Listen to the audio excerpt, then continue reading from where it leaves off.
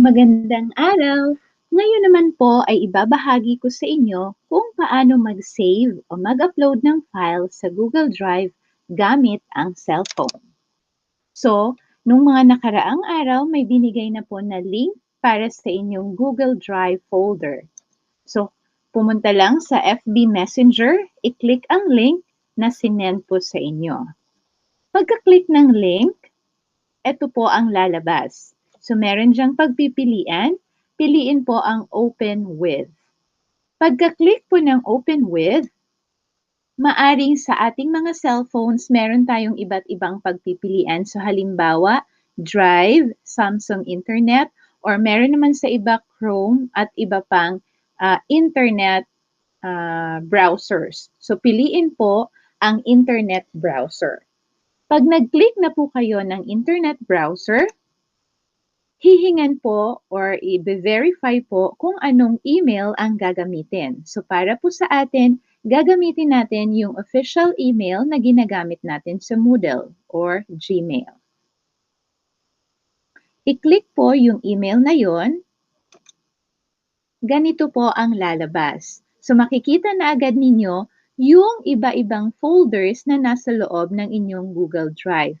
So mapapansin po na merong 8 folders, yan po yung 8 subjects na meron sila. Tapos, pagkakita ninyo dito sa page na to, meron kayong makikita sa baba na N. I-click po ninyo ito. Pagka-click nun, lalabas itong mga pagpipilian. So piliin po ninyo yung desktop version. Ulitin ko po, ang pipiliin ay yung desktop version. Pagka-click ng desktop version, ito po ang lalabas. So makikita na po ninyo parang katulad ng nasa computer or nasa desktop, makikita na ninyo yung Google Drive mismo. So nandun yung 8 folders at yung mga navigations na nandito sa gilid.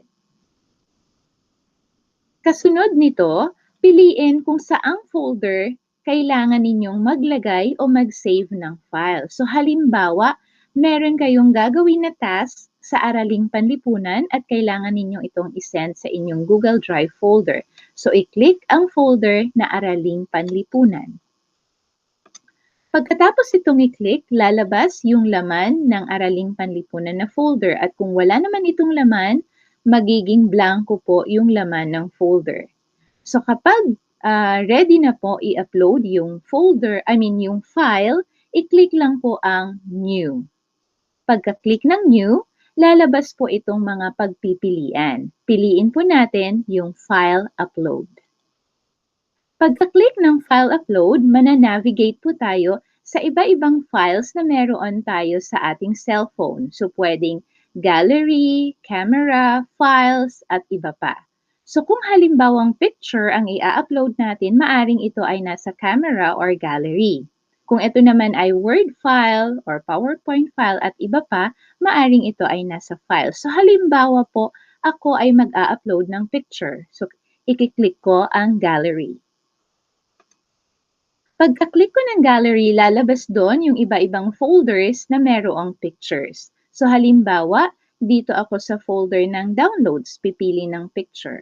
So, i-click ko yung folder na yon, then lalabas yung laman ng folder.